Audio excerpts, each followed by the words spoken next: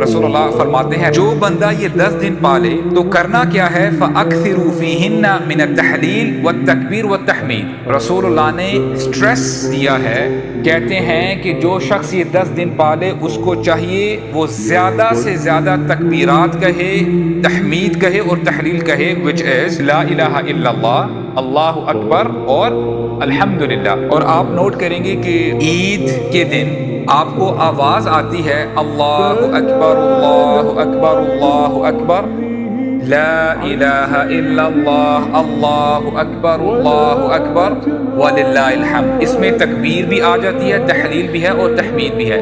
तो ये जो जिक्र है इसको कसरत से हम जो है अपनी ज़ुबान से अदा करें।